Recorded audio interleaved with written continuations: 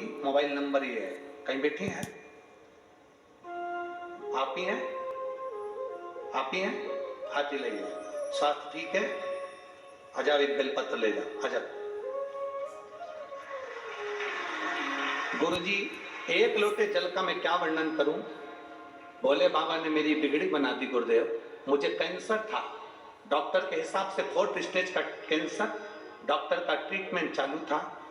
पूरी आहार नली मेरी निकाल दी गई। आहार नली निकाली, मेरा ऑपरेशन हो गया। बहुत तकलीफ में थी गुरुदेव। पैसा हमने पूरा की पूरा कैंसर हॉस्पिटल में लगा दिया, पर हमारा इलाज चलते चलते समय हो गया, पर आराम नहीं लगा। गुरुदेव, डॉक्टर के हिसाब से मात्र 15 दिन का प्राण थे। उसके बाद मेरा जीवन नहीं था, क्योंकि मेरा शरीर इतना गल चुका था कि मैं पूर्ण तरह से बेकार हो चुकी थी। मेरी सहेली ने मुझसे कहा, क्यों घबराती है, शंकर पर विश्वास कर। सियोर वाला महाराज कहता है, शंकर पर चढ़ाया हुआ जल अमृत का काम करता।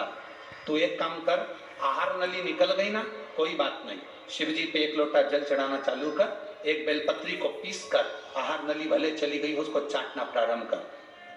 मैंने अपनी सहेली के कहने पर गुरुजी कथा सुनना प्रारंभ करी। मंदिर बहुत दूर था, मैं चल नहीं पाती थी, क्योंकि कमजोरी इतनी ज्यादा थी कैंसर की।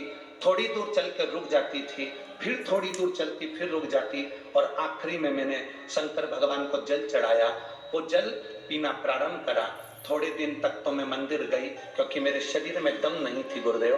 फिर मेरे परिवार के लोग मुझे जल लाकर देने लगे।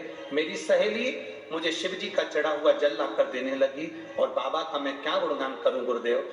हमने दूसरी बार जब वापिस कैंसर हॉस्पिटल में ले जाकर जांच कराई, सीटी स्कैन कराया, तो डॉक्टर के हिसाब से मेरी पूरी रिपोर्ट नॉर्मल आ गई और मेरा कैंसर समाप्त हुआ। मैं बाबा को यहाँ प्रणाम करने के लिए